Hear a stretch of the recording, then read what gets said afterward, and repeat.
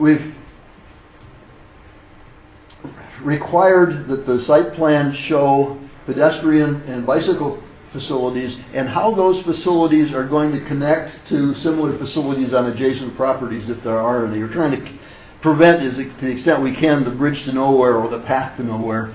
And we've also required that it show how, to the extent possible, these pedestrian and bicycle facilities can connect to transit stops, to park and ride facilities, to bicycle parking areas and those kinds of things, so that the whole thing begins to function more as an integrated unit rather than just one building with its own little set of things that is independent from everything else. Access requirements.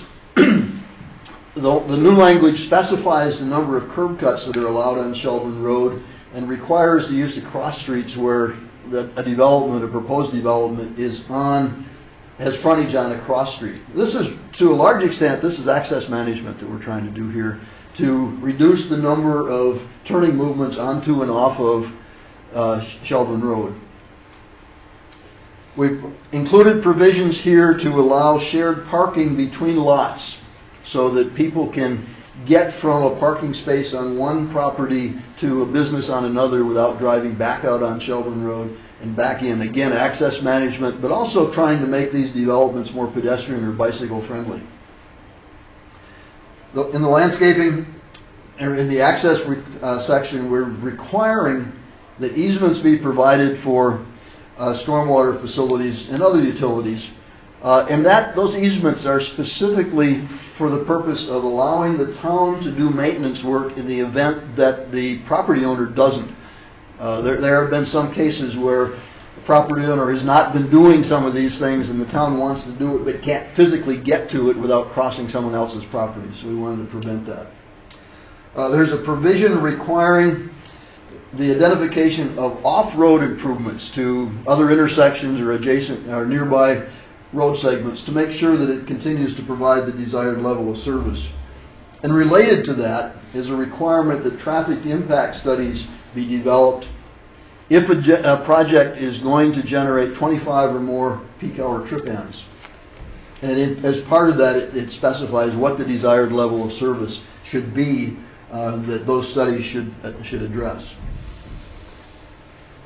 The second section that we looked at is conditional use review.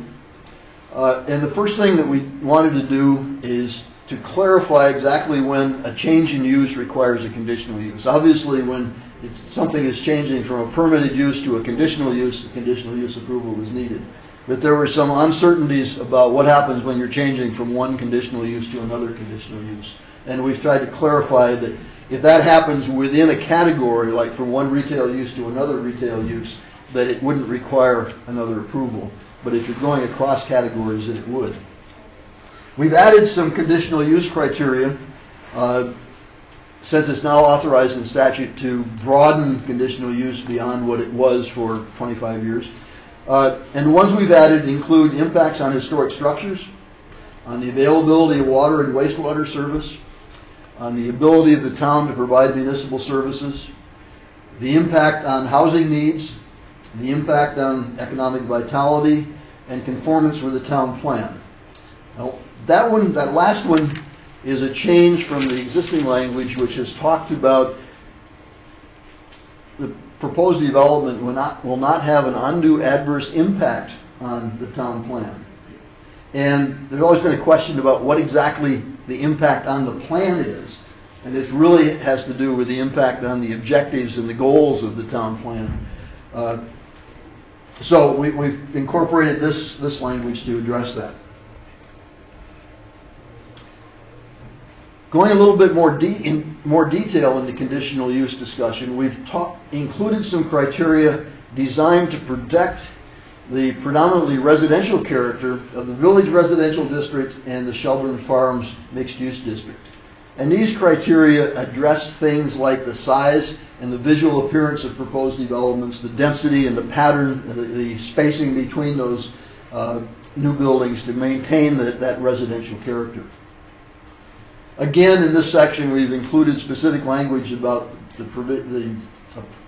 the requirements for approval or denial or continuation of the hearings. It's similar to what was in the site plan review, and it also reflects the statutory requirements for decisions by the DRB.